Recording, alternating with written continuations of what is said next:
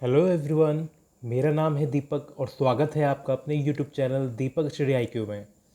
इस वीडियो में हम टॉपिक कंपाउंड इंटरेस्ट यानी कि चक्रवृद्धि ब्याज का पूरा डिटेल में बेसिक समझेंगे कि क्या इसका मतलब है और कैसे कैसे इसको सॉल्व किया जाता है।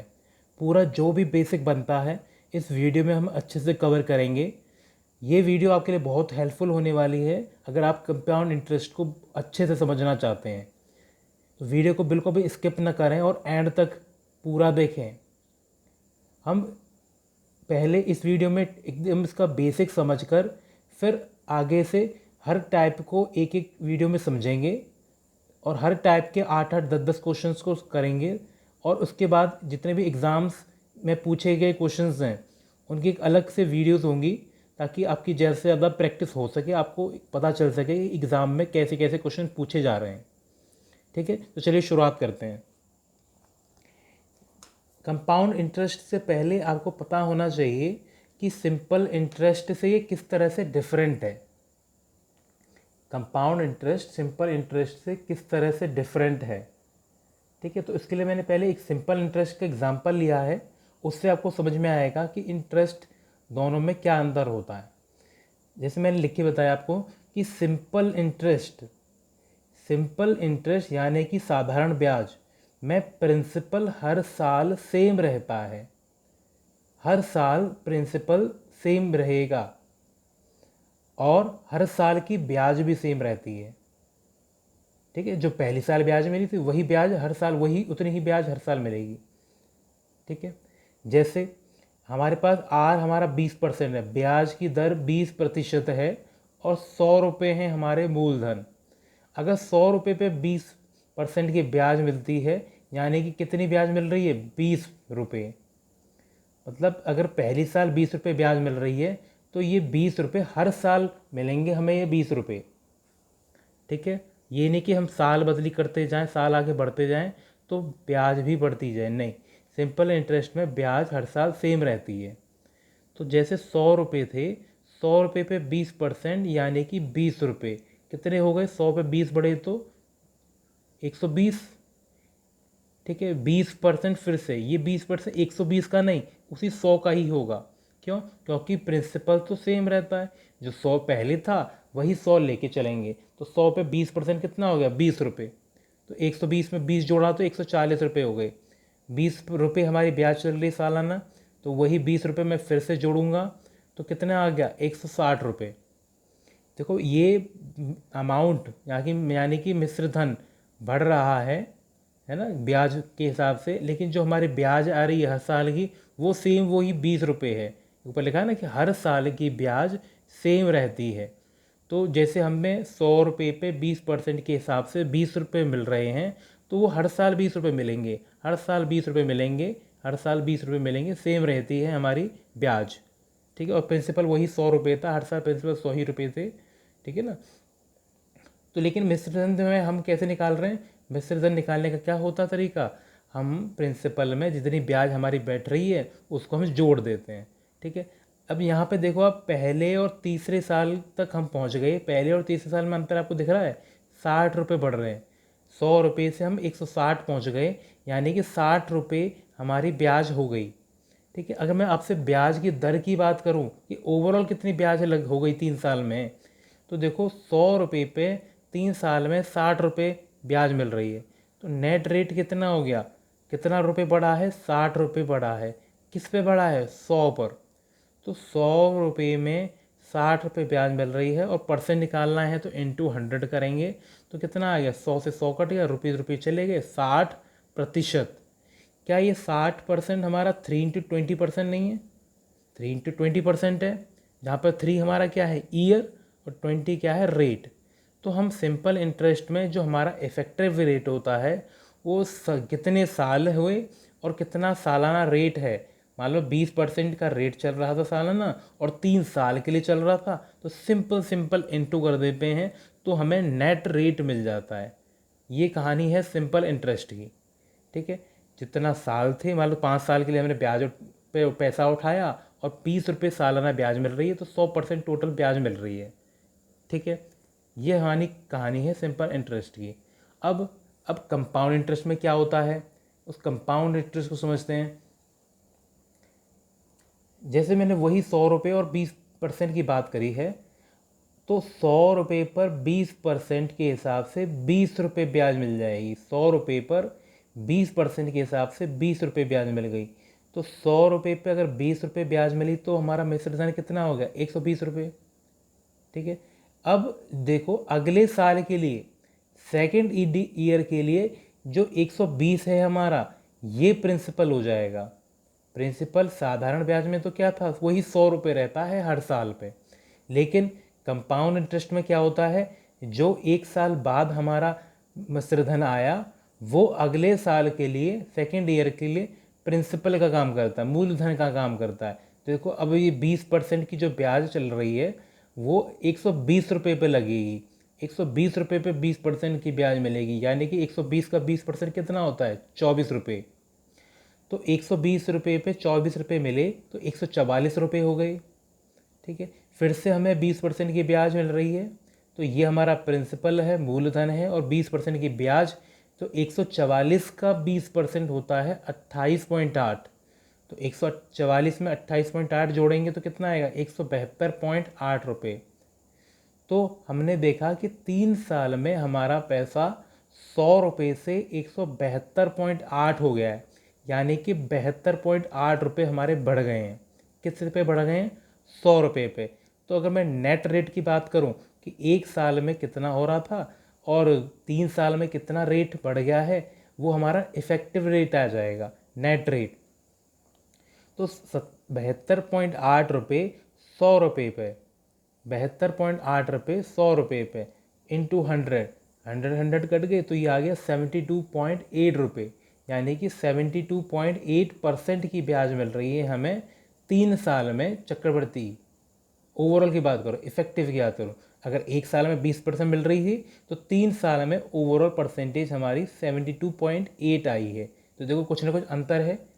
जबकि हमारा जो सिंपल इंटरेस्ट आ रहा था वो कितना आ रहा था, देखो मैं ऊपर दिखाता हूँ, सिंपल इंटरेस्ट कितना आ रहा था, 60%।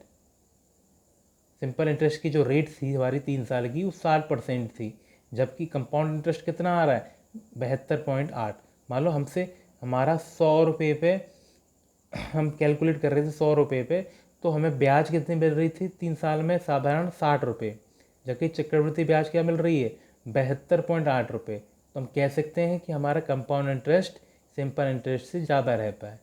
ठीक है, लेकिन एक साल की बात करें, एक साल में तो जो पहली साल में हमारा चक्रवृद्धि ब्याज था और साधारण ब्याज सेम रहता है। एक साल में जो सबसे पहली साल होती है उस साल में हमारा सिंपल इंटरेस्ट और कंपाउंड इंटरेस्ट सेम रहता है। ठीक है, आई होप यहाँ तक तो आपको बात क्लियर हो गई होगी। ठीक है ना, नेक्स्ट आगे देखते हैं। इससे आगे एक एग्जांपल छोटा सा मैं लेके बता रहा हूँ आपको कि मान लो हमारे पास 10% की ब्याज है, दर है हमारी, रेट परसेंट हमारा 10% है।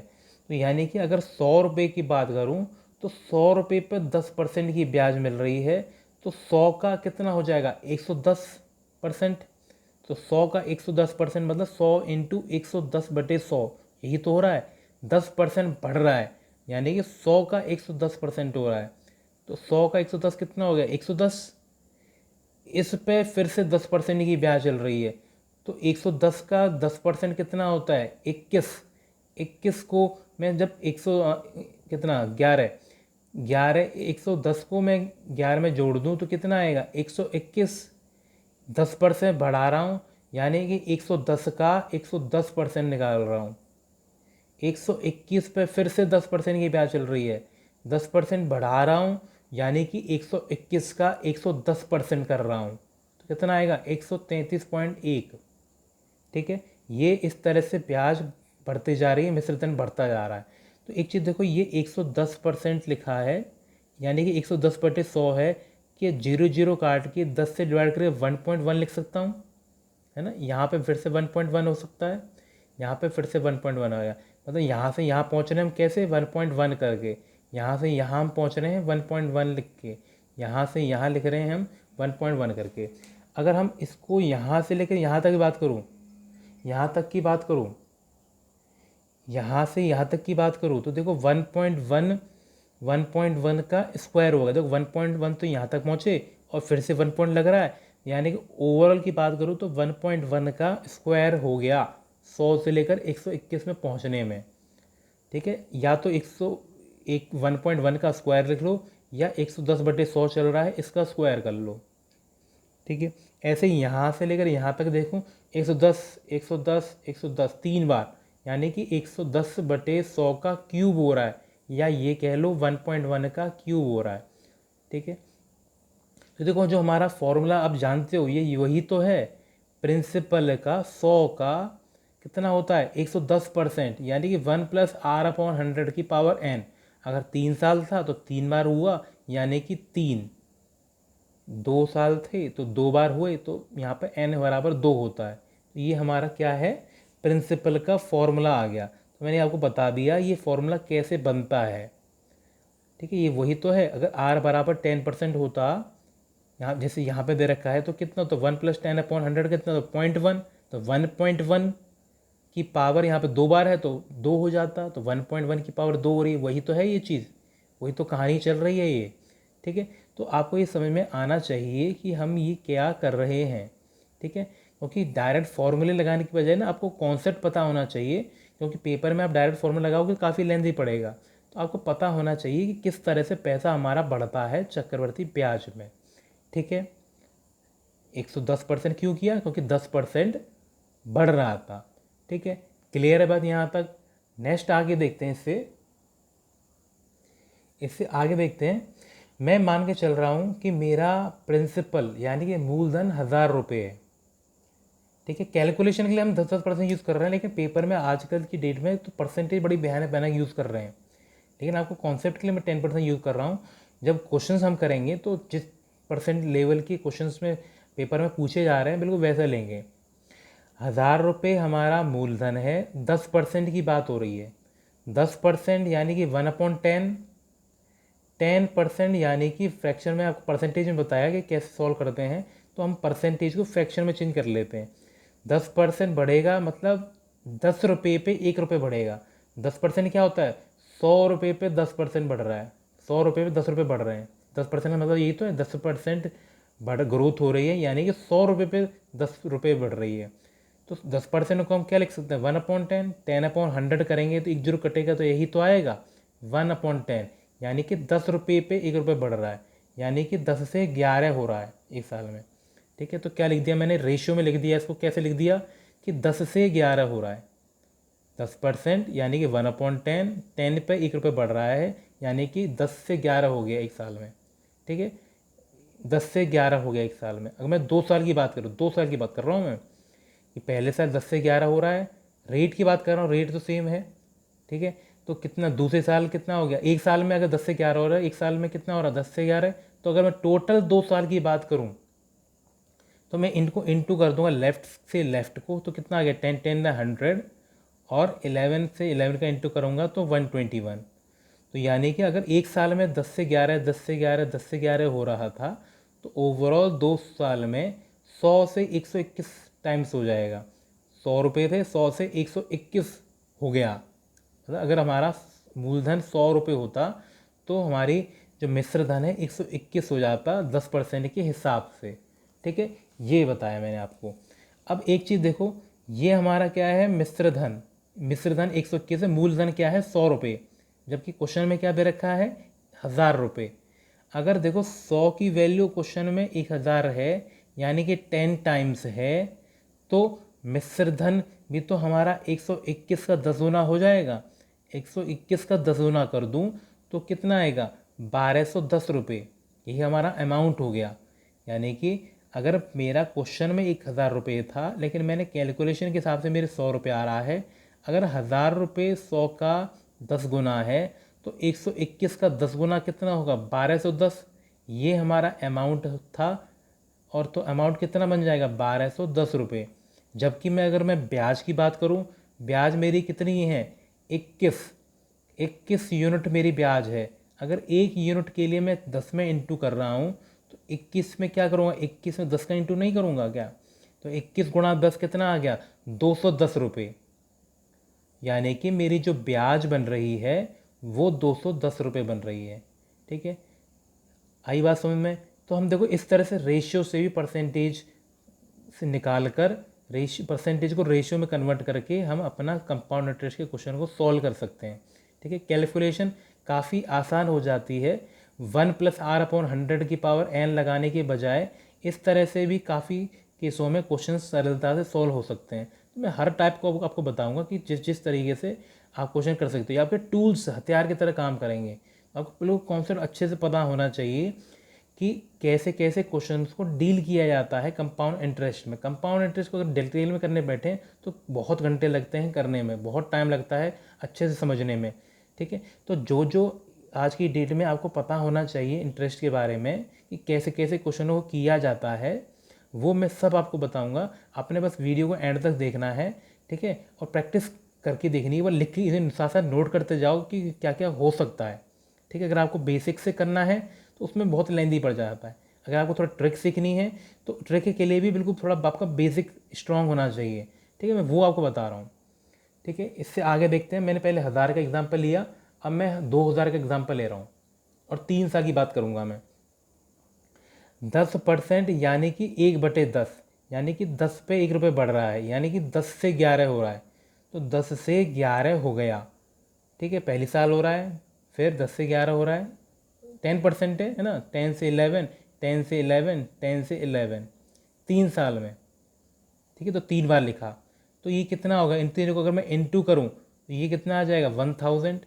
और इंटू इंटू करो तीनों को, 11 11 11 को 1331। तो ये कैसे लिखते हैं हम कि 10% है यानी कि 1/10 है। 10% क्या होता है? 1/10 ही तो होता है।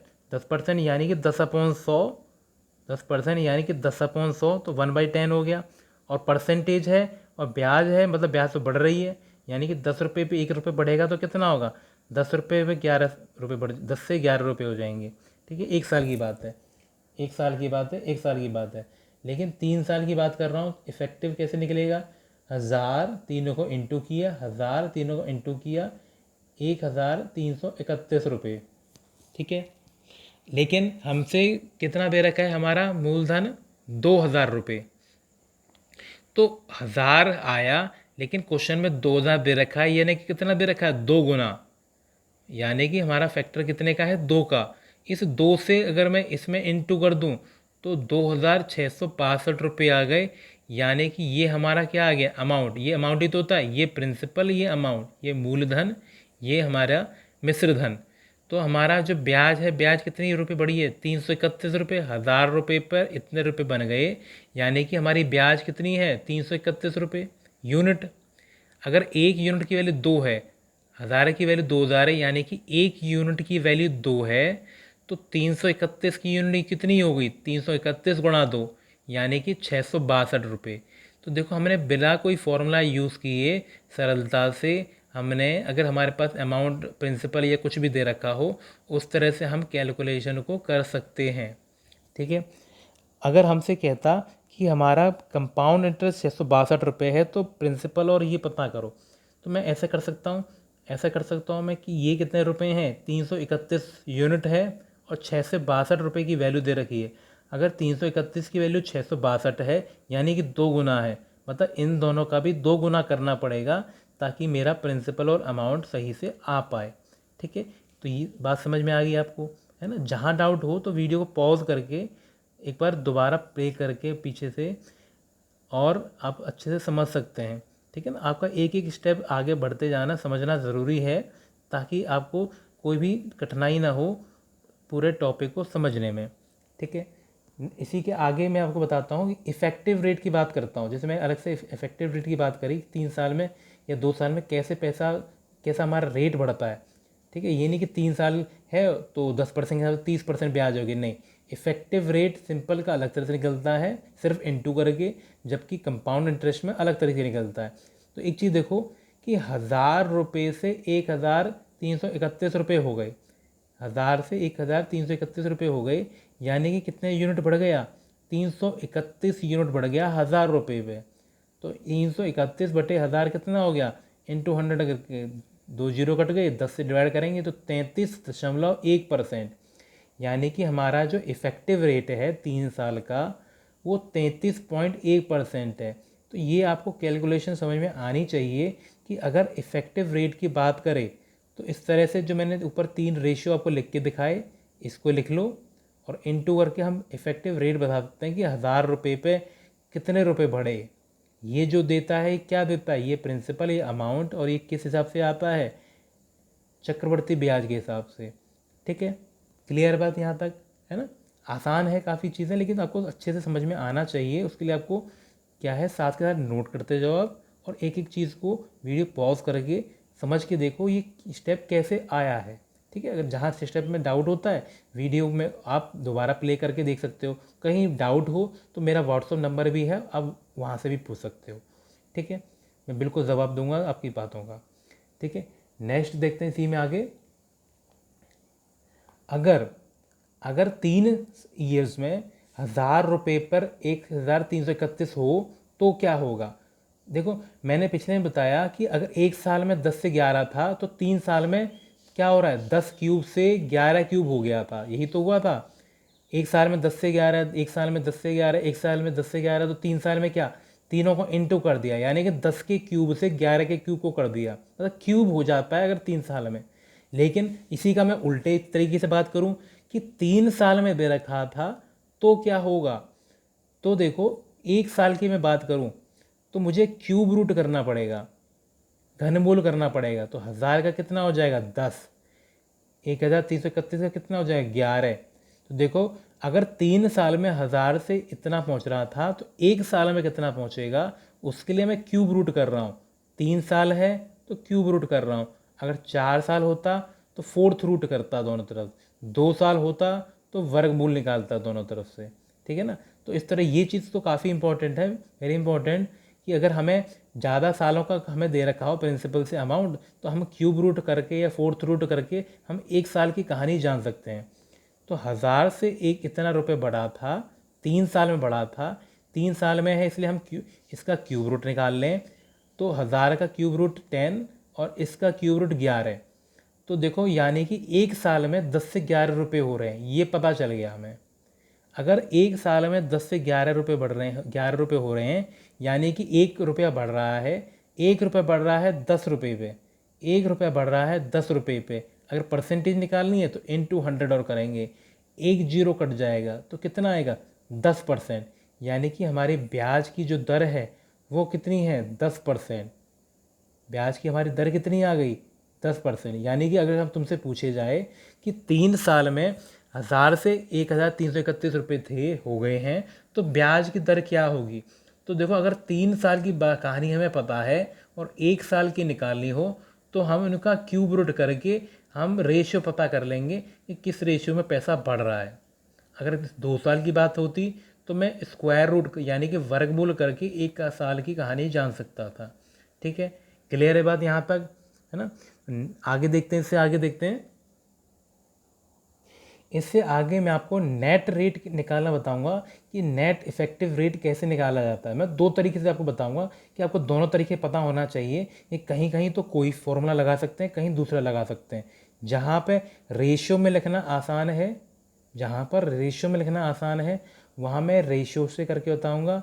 जहाँ पर इस तरह से नेट रेट निकालने वाला फॉर्मूला है वहाँ वैसे बताऊँगा। तो एक चीज़ देखो कि अगर हमारे पास A% और B% 2% है, इफेक्टिव पूछा हो तो फॉर्मूला होता है A+B+AB/100।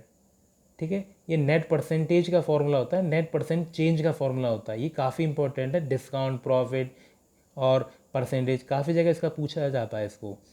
तो देखो अगर A% और B% अगर हमारी ब्याज दरें हैं तो अगर नेट ब्याज दर चाहिए तो A+B+AB/100% ये हमारी इफेक्टिव ब्याज दर हो जाएगी। तो अगर हमारे पास 10% है और 2 साल की कहानी हम जानना चाहते हैं तो दोनों यानी कि 2 साल है और दोनों साल 10% हुआ, यानी कि A और B दोनों हमारा 10-10 है। तो कितना होगा, 10 + 10 + 10 × 10/100, AB/100, 10 × 10/100। तो 100 से 2 जीरो कटेंगे, कितना बचेगा, 1 बचेगा। तो 1 और 20 कितना हो गया, 21%। यानी कि अगर एक साल में 10% ब्याज थी तो साधारण ब्याज कितनी होगी 2 साल में, सिर्फ 2 × 10 कर देते, 20 हो जाता। लेकिन कंपाउंड इंटरेस्ट की बात करूँ तो उसमें नेट रेट अलग तरीके से निकलता है। तो क्या आ जाएगा हमारा 2 साल का ब्याज दर 21%, यानी कि अगर हमने 100 रुपये निवेश किए और 10% सालाना ब्याज है, तो 2 साल में हमें 100 रुपये पे 21% की ब्याज मिलेगी, यानी कि 21 रुपये मिलेंगे। ठीक है, अगर मैं इसी को रेशियो से करके बताऊं तो 10% की ब्याज दर चल रही है, यानी कि 10% यानी कि 1/10, 1/10 यानी कि 10 रुपये से 11 रुपये हो रहे हैं। 1/10 बढ़ रहा है, 10% रेट ब्याज दर बढ़ती तो रही है ब्याज दर हमारी, तो यानी कि 10 से 1 यूनिट बढ़ रही है, तो यानी कि 10 से 11 हो रही है। 10 से 11, 2 साल की बात है, 10 से 11, 10 से 11 2 बार लिख दिया। अगर 3 साल की बात होती तो 3 बार लिख देता।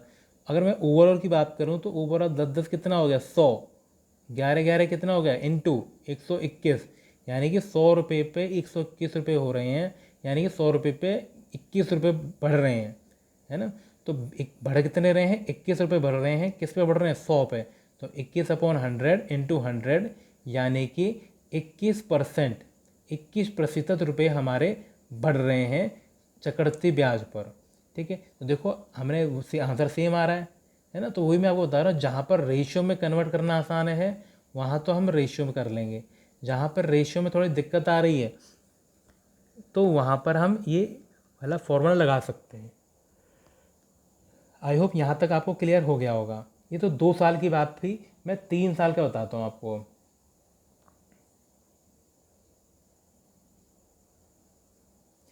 10% की ब्याज हो रही है, 10% ब्याज है हमारी दर सालाना, और 3 साल में कितना होगा। तो देखो 3 साल का फॉर्मूला क्या होता है, ये फॉर्मूला काफ़ी यूज़ होता है अगर 3 साल की बात करें हम, तो कि अगर हमारे पास ABC 3% है हमारी, तो इफेक्टिव रेट होगा A+B+C प्लस 2 करके इंटू AB, BC, CA 2 करके इंटू अपॉन 100 प्लस तीनों का into A × B × C upon 2000 4 बार 0। ठीक है, 10,000%। ये फॉर्मूला है 3 साल के लिए। या कहीं मैं वैसे परसेंटेज की बात करूं तो 3 अगर परसेंटेज है तो नेट रेट पूछा हो तो ये फॉर्मूला होता है इफेक्टिव निकालने का। ठीक है, अगर मैं 10% की बात करूं तो 10% हमारा तीनों सालों के लिए है। ठीक है, तो टोटल तीनों साल में 10 के हिसाब से करूं तो 10 + 10 + 10 प्लस ABBCCA, यानी कि 10 का 10 से इंटू करूँ 100, 10 का 10 से इंटू करूँ 100, और इस 10 का 10 से इंटू करूँ तो 100 अपॉन 100 आ गया, प्लस तीनों का इंटू बटे 10,000, तीनों का इंटू कितना हो गया 1000, और नीचे कितना आएगा 10,000। अगर मैं इसमें अब सॉल्व करूँ तो ये कितना है, ये तो हमारा 30 आ गया, 10 10 10 30 आ गया। ये कितना आ गया 300, 300/100, यानी कि 1000/10,000। तो अगर मैं 3 0 काटूँ तो एक 10 बचेगा, 1/10 कितना हो गया हमारा 0.1, 1/10 कितना हो गया 0.1, तो 33.1 ही तो आएगा, जोड़ेंगे हम 30 और 3 कितना हो गया 33, और 0.1 कितना आ गया 0.1%, यानी कि 33.1% हमारी नेट रेट होगा अगर हमने चक्रवृद्धि ब्याज पर 10% के हिसाब से 3 साल के लिए पैसा उठाया है तो। ठीक है, इसी को मैं रेशियो से बताता हूँ आपको कि रेशियो से हमारा 10% मतलब 1/10 हो गया है, यानी कि 10 से 11 हो गया है। 10 से 11 हो रहा है, 10 से 11 हो रहा है, 10 से 11 हो रहा है, 3 बार की बात है हमारी, 3 बार की कहानी है हमारी। 10 से 11, 10 से 11, 10 से 11, तो टोटल देखें हम तो टोटल कितना हो गया 10 × 10 × 10 1000, 11 × 11 × 11 1331। इस तरह से लिखा जाता है रेशियो में, 10 से 11, 10 से 11, 10 से 11। तो तीनों साल में इफेक्टिव, तीनों का इंटू। ठीक है, यही तो होता है हमारा। देखो यही तो करते हैं हम, जैसे प्रिंसिपल है हमारा और अमाउंट निकालते हैं, तो प्रिंसिपल हमारा इसी में हम 110 की मान लो 3 साल की बात होती है तो 110/100 ही तो होता 3 बार। ठीक है, यानी कि कितना आता A = P × 11/10⁻3, यानी कि अगर मैं A और P की बात करूँ रेशियो, वो क्या होता, 11 क्यूब बटे 10 क्यूब, यही तो होता। यानी कि प्रिंसिपल से अमाउंट का रेशियो निकालूं तो 10 क्यूब से 11 क्यूब ही तो हो रहा है, तो वही तो लिखा है यहाँ पर, 1000 से इतना, ये 10 का क्यूब है, ये इतना हो रहा है प्रिंसिपल से अमाउंट। ठीक है, यही तो है अमाउंट और प्रिंसिपल का रेशियो, प्रिंसिपल और अमाउंट का रेशियो, वही तो है ये चीज़। ठीक है, तो देखो यहाँ पे क्यूब हो रहा है ना, इसलिए यहाँ पे इंटू होता जाता है। अगर एक साल में 11/10 हो रहा था तो 2 साल में 11/10 की पावर 2 हो जाएगी। ठीक है, अगर 3 साल की बात करता तो 11/10 की पावर 3 हो जाती। तो वही तो हो रहा है ये। अगर हमसे ब्याज की दर पूछ रहा है तो देखो 1000 रुपये पर कितनी ब्याज मिल रही है, 331। 331 तो रेट निकालूं तो 331/1000 इंटू 100, परसेंटेज निकालें इंटू 100, 2 जीरो कट गए हैं, एक ज़ीरो है, तो 10 से हम डिवाइड करेंगे तो ये कितना आएगा, 33.1%। तो देखो मैंने आपको दोनों तरीके से आपको करके बताया, आपको दोनों तरीका समझ में आना चाहिए, ताकि ये आपकी ना टूल्स को इकट्ठे करने में हेल्प कर रहा है कि आप क्या क्या क्वेश्चंस में कर सकते हैं, कैसे कैसे क्वेश्चन को सॉल्व कर सकते हैं। ठीक है, तो आपको ये सब जानकारी होनी चाहिए अगर आप कंपाउंड इंटरेस्ट को अच्छे से समझना चाहते हैं तो। ठीक है, इससे आगे देखते हैं। इसे हम आगे देख रहे हैं कि हमारा 2 साल में साधारण ब्याज और चक्रवृद्धि ब्याज में कितना डिफरेंस आता है, वो बात करेंगे। तो एक चीज़ देखो, अगर मैं सिंपल इंटरेस्ट की बात करूं तो नेट सिंपल इंटरेस्ट 2 साल में कितना होगा, 2R% ही तो होगा। एक साल में आर है तो 2 साल में 2R हो गया, 3 साल में 3R हो गया, 4 साल में 4R हो गया। सिंपल इंटरेस्ट में तो जितने साल हैं उससे रेट में इंटू कर दोगे तो नेट रेट आ जाता है। देखो हमारा नेट सिंपल रेट कितना हो गया, 2 साल में R% से 2R% हो गया है। अगर मैं चक्रवृद्धि की बात करूं तो मैंने बताया कि 2 साल अगर 2 बार की बात हो रही है और दोनों बार आर हो रहा है तो ये तो फॉर्मूला है, A+B+AB/100, यही तो होता है नेट रेट का। अगर R% की बात हो रही है तो RR यूज़ कर लिया मैंने, तो R और R कितना आ गया, 2R, और R/100 है, ये चल रहा है। ये हमारा क्या आया है, net CI rate, percentage net CI rate आया है। ठीक है, अगर ये तो हमारा सिंपल इंटरेस्ट था, ये हमारा कंपाउंड इंटरेस्ट था, चक्रवृद्धि ब्याज की दर आया ही हमारी। अगर मैं इन दोनों का अंतर की बात करूं, कितना परसेंट डिफरेंस आता है, डिफरेंस परसेंटेज यानी कि कितना प्रतिशत अंतर आता है 2 साल में ब्याज दर में, तो देखो अगर मैं माइनस करूं तो 2R कट गए, 2R कट गए तो क्या बचेगा, R/100% ही तो बचेगा। यानी कि 2 साल में जो ब्याज की जो दर है उसमें अंतर इतना रहता है कंपाउंड इंटरेस्ट और सिंपल इंटरेस्ट में, मतलब कंपाउंड इंटरेस्ट इतना परसेंट ज़्यादा आती है। ठीक है, इतना परसेंट ज़्यादा रहती है सिंपल इंटरेस्ट से। ठीक है, ये ब्याज की दर आई है। अगर मैं तुमसे रुपए की में बात करूं कि कितने रुपए का अंतर आता है, ये परसेंट का अंतर है किस पर है, पी प्रिंसिपल पे, मूलधन पी पर। यानी कि ये परसेंट, इतना परसेंट पी का परसेंटेज है, और तो अपॉन 100 और करना पड़ेगा, तो यानी कि P into R² upon 100 into 100, 2 zero पहले से थे और परसेंटेज की वजह से 2 जीरो और आ गए हैं। तो क्या इसको हम R/100 की पावर स्क्वायर नहीं लिख सकते, 2 पावर नहीं लिख सकते। तो ये हमारा क्या आ गया, फॉर्मूला आ गया डिफरेंस निकालने का रुपीज़ में 2 साल के लिए कंपाउंड इंटरेस्ट और सिंपल इंटरेस्ट का। तो ये फॉर्मूला बहुत इंपॉर्टेंट है, इसे आप नोट कर लीजिए और अच्छे से हाईलाइट कर लीजिए इस फॉर्मूले को, P इंटू R/100 की पावर 2। ये फॉर्मूला है 2 साल के सिंपल इंटरेस्ट और कंपाउंड इंटरेस्ट के अंतर निकालने का। ठीक है, क्लियर है बात, है ना। नेक्स्ट देखते हैं, 3 साल का देखते हैं। अगर मैं R% की बात करूं तो मेरा सिंपल इंटरेस्ट नेट कितना होगा, 3R%, 3R% ही तो होगा। अगर 3 साल की बात हो रही है और तीनों साल RR हो रहा है तो सिंपल 3 इंटू R% यानी कि 3R%। अगर मैं चक्रवर्ती ब्याज दर की बात करूं तो 3 बार अगर RR लग रहा है तो इफेक्टिव रेट का फॉर्मूला क्या होता है, A+B+C+AB BC CA, इस तरह से फॉर्मूला बताया मैंने आपको। तो कितना आ गया, R यानी कि R into R, R², R into R, R², R into R, R² upon 100, plus A into B into C upon 10,000। तो कितना आएगा, तीनों का इंटू करूँगा तो R³/10,000। ये आपको कॉन्सेप्ट बता रहा हूँ, ये नहीं कि आपको पूरा याद करना है प्रूफ, लेकिन आपको पता होना चाहिए कि हमारे ये फॉर्मूले कैसे आते हैं। कई बार ऐसा होता है कि फॉर्मूला ध्यान नहीं आ रहा, तो हम बिना फॉर्मूले के भी कैसे क्वेश्चन को कर सकते हैं, मैं आपको बताऊंगा नेक्स्ट क्वेश्चन में। तो देखो यहाँ पे क्या आ गया, ये हमारा 3 साल का चक्रवृद्धि ब्याज की दर है, ये हमारे 3 साल के साधारण ब्याज की दर है। अगर मैं दोनों के अंतर की बात करूं तो देखो 3R% से 3R% कट जाएगा तो ये बचेगा, ये बचेगा, ये लिख दिया मैंने। तो देखो इनमें से क्या कॉमन आ रहा है, R⁻²/100, R⁻²/100 ये आ गया। तो बच क्या रहा है ये, तो ये हमारा क्या आया है, डिफरेंस की रेट आई है। सिंपल इंटरेस्ट और कंपाउंड इंटरेस्ट का जो परसेंटेज का डिफरेंस है वो आया है। अगर मैं इसी को रुपए में बात करूं तो क्या आएगा, P इंटू ये रेट है, परसेंटेज अपॉन 100 हो जाएगा। ये तो होता है प्रिंसिपल पे ही तो रेट लगता है, तो कितना आ गया, P इंटू इसका अपॉन 100 आएगा, तो ये R/100² हो जाएगी। ये रेट है हमारा।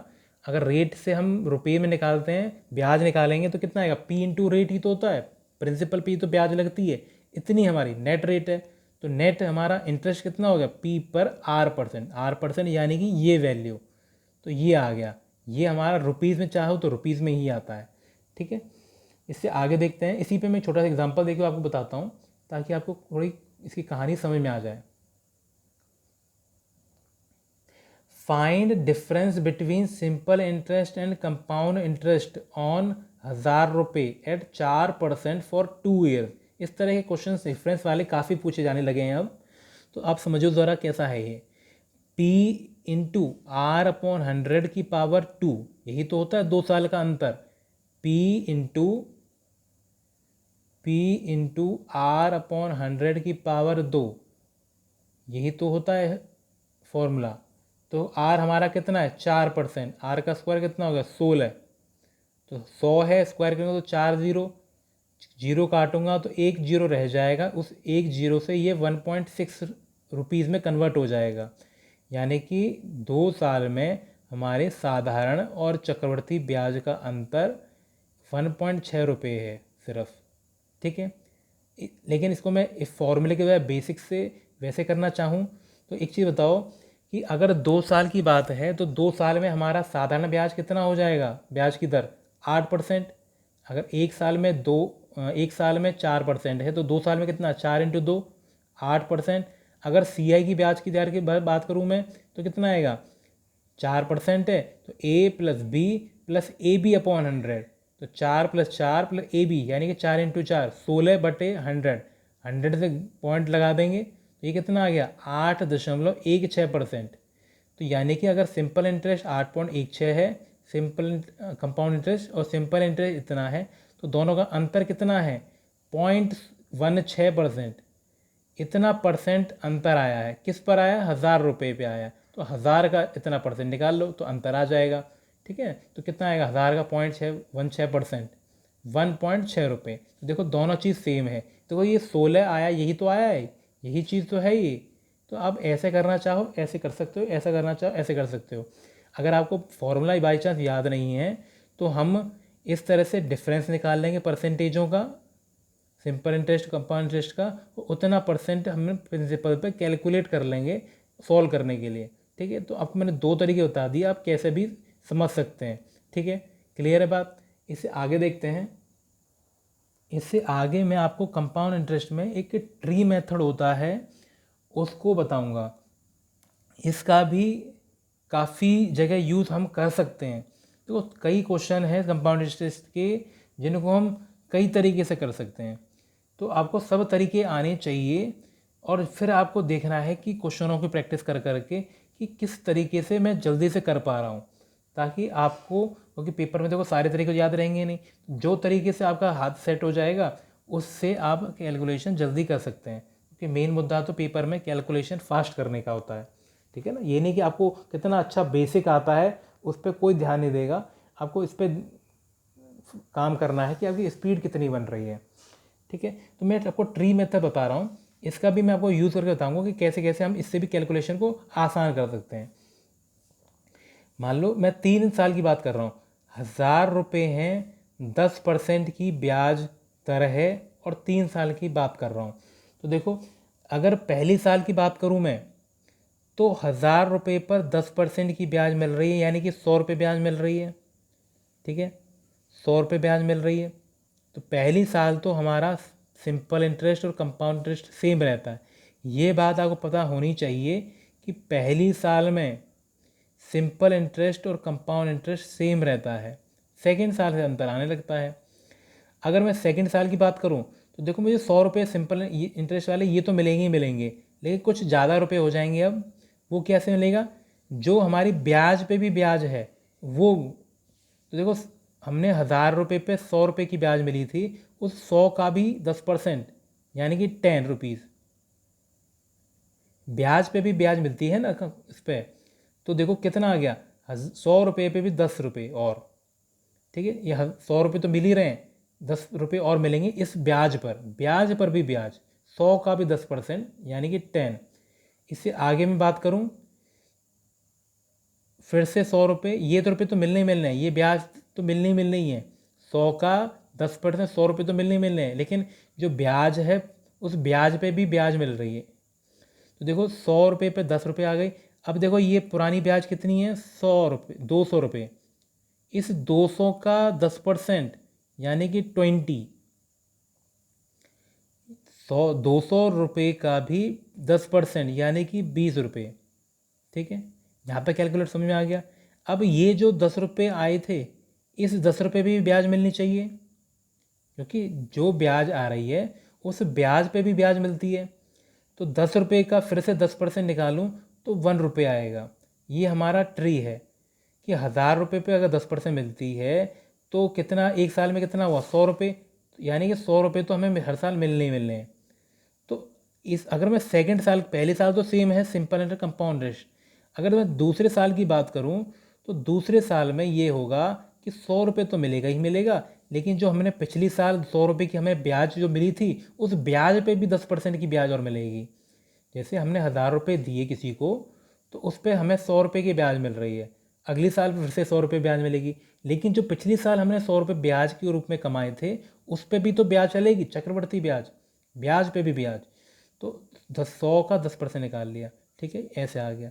तो ये देखो, अगर मैं 2 साल की बात करूं, सेकेंड ईयर में जो CI है वो ये क्या होगा, 110 रुपये, यानी कि दूसरी साल में हमें जो ब्याज मिलेगी, दूसरी साल, 2 साल में नहीं, देखो दो अंतर है, 2 साल की ब्याज और दूसरे साल की ब्याज, इस लाइन में अंतर है। तो अगर मैं सेकेंड ईयर की बात करूं, तो सेकेंड ईयर में कितनी ब्याज मिल रही है, 110 रुपये। सेकेंड ईयर का CI 110 रुपये है। ठीक है, तीसरी साल की बात करूं, ये कैसे आया, 20 कैसे आया, कि देखो हमें 10% के हिसाब से 100 रुपये तो मिलने ही मिलने हैं, लेकिन ये जो पहले 2 साल में मुझे 200 रुपये ब्याज मिली थी, इस 200 रुपये पे भी तो मुझे ब्याज मिलेगी। तो 200 का 10% कितना आ गया, 20।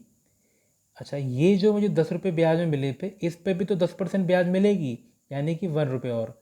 तो ये कितना आ गया टोटल, 300। ये कितना आ गया, 30। ये कितना आ गया, 1। तीनों को जोड़ देता हूँ तो जो टोटल आएगा 331। ये हमारा टोटल CI होगा 3 साल का। ठीक है, तो 3 साल का CI मैंने आपको ट्री मेथड से कैलकुलेट करके बताया कि इस तरह से किया जाता है। ठीक है, अगर इसकी की मैं रेशियो की बात करूं, तो आपको एक रेशियो याद रखना है, ये जो नंबर है आगे 3, 3, 1, ठीक है, ये 100, 100, 100, 0, 0, ये तो सारा परसेंटेज की वजह से आता है, लेकिन जो रेशियो है, 3 बार है तो 3 आ रहा है। ठीक है, 3 बार है तो 2 बार के हिसाब से 3 आ रहा है, 1 आ रहा है। तो रेशियो जो होता है गोल्डन रेशियो, 3:3:1, ये हमारा रेशियो होता है 3 साल का। ठीक है, आपको अगर आपको पूरी बात ध्यान नहीं रखनी तो आप सिर्फ इसको भी याद कर सकते हैं कि 3 साल में रेशियो हमारा हमारा ब्याज का 3:3:1 होता है, 3:3:1 होता है। तो एक चीज़ बताओ, अगर मेरे को 3 साल की बात है ये, अगर मैं 10% की बात कर रहा हूँ, तो 1,000 रुपये पे 10% के हिसाब से कितना मिल रहा है, 100 रुपये। फिर 100 का फिर 10% कर रहा हूँ तो 10 रुपये, इस 10 का फिर से 10% कर रहा हूँ तो 1 रुपये। ब्याज पे ब्याज मिलती जा रही है ना, ये मेरा ब्याज ही तो है, ये रेशियो है, ये मेरी ब्याज है। 1000 रुपये पे 10% मिल रही है यानी कि 100 रुपये, इस पर फिर से ब्याज मिल रही है तो 10 रुपये, इससे फिर से 10% की ब्याज मिल रही है यानी कि 1 रुपये। अब इनको इंटू कर लो, ये मेरा रेशियो है, ये मेरी इंटरेस्ट है, तो कितना आ गया 3 इंटू 100 300, 3 इंटू 10 30, 1 इंटू 1 1। अगर इनको जोड़ देता हूँ तो 331 ही तो आएगा, वही चीज़ तो आ रही है। तो अगर आप ट्री मेथड को समझ में नहीं आ रहा तो आप सिर्फ रेशियो ध्यान कर लो। रेशियो में आपको बता भी है कि रेशियो कैसे निकल के आए हैं। रेशियो से और इंटरेस्ट से हम इफ़ेक्टिव रेट भी निकाल सकते हैं, वो मैं आगे बताऊंगा आपको। देखो ज़रा कि रेशियो आपको पता होना चाहिए कि ये रेशियो हमारा कितना है, 331 ही तो है 3 साल का, 3 साल का 331 ही तो है। अगर हमसे इफेक्टिव रेट पूछता है तो मैंने इफेक्टिव रेट आपको वैसे भी निकाल के बताया कि 2 तरीके से बता चुका हूँ, तीसरा तरीका है इफेक्टिव रेट निकालने का। अगर आपको परसेंटेज हमें पता है 10% है और 3 साल का रेशियो पता है तो इफेक्टिव रेट परसेंटेज कैसे निकालते हैं वो देखो। पहले साल कितनी है 10%, दूसरे साल कितनी वो बढ़ गई है 10% का 10% कितना होता है 1, 10% कितना होता है 1, 10 का 10 कितना होगा 1/10 ही तो करूँगा 1, इसका फिर से 10% करूँगा तो कितना आएगा 0.1। परसेंटेज पे परसेंटेज लगती जा रही, ब्याज पे ब्याज लगती है तो दर पे दर पे ब्याज दर लगेगी, है ना। तो ये कितना आ गया 3 इंटू 10 30, 3 इंटू 1 3, 1 इंटू 0.1 जोड़ दूंगा तो कितना आएगा 33.1%। तो देखो नेट रेट निकालने के लिए ये तरीका बेस्ट है, वेरी यूज़फुल है, बहुत काम आता है ये तरीका। हमें रेशियो पता होना चाहिए और परसेंटेज मैंने ये देखो रेशियो मैंने बता दिया कि 3 साल का ये रेशियो है। ये कैसे निकला है इसको मैं दोबारा बता देता हूँ। ब्याज दर मेरी कितनी है 10%, ठीक है। अगर मैं आगे बात करूँ 10 का फिर से 10% कर दूँ तो 1, फिर से 10% कर दूँ तो 0.1। रेट मेरा 10% ही तो है, अगले साल जाऊँगा तो 10% और होगा, अगले साल हो जाऊँगा तो 10% और मिलेगा। तो और कितना है 10% ही तो है, 10 का 10% 1, 1 का 10% 0.1 इंटू कर लो तो कितना आ गया, ये हमारा इफेक्टिव रेट आ गया। तो ये हमारा रेशियो है, ये काफ़ी यूज़फुल है, ठीक है। इसे आगे देखते हैं, 4 साल की कहानी देखते हैं कि 10,000 रुपये हैं, 10% है हमारी ब्याज दर। तो अगर मैं पहले साल की बात करूं 10,000 पे 10% कितना हो गया 1,000 रुपये, मतलब 1,000 रुपये तो मिलने ही मिलने हैं मुझे, ठीक है। तो पहले साल की बात करूं तो यही हमारा सिंपल इंटरेस्ट है, यही हमारा कंपाउंड इंटरेस्ट है। सेकेंड ईयर की बात करूं सेकेंड ईयर की तो ये 1,000 रुपये तो हमें मिलने ही मिलने हैं। लेकिन जो पिछले साल हमने, ये सेकेंड ईयर की बात है, अगर हम पिछले साल हमने जो 1,000 रुपये मिले थे उस पर भी तो ब्याज मिलेगी 10% की, तो इस पर 10% निकालूंगा तो 100 रुपये आ गए, ठीक है। अगले साल में बात करूं तो ये हमने यहाँ पर पिछली 2 सालों में 2,000 रुपये यहाँ पे कमाए थे, तो 2,000 का 10% 200 रुपये हो गया। और इस 100 की बात करूँ इसका 10% 10 हो गया। ये तो ट्री है, ट्री आपको पता होना चाहिए कैसे कैसे बढ़ रहा है आगे। अगले साल की बात करूँ तो अगले साल हमारा कितना है 1,000 रुपये। तो पहले 3 सालों में हमने 3,000 रुपये जो ब्याज कमाई, उस ब्याज पे भी तो ब्याज मिलेगी अगले हम चौथे साल में हमें।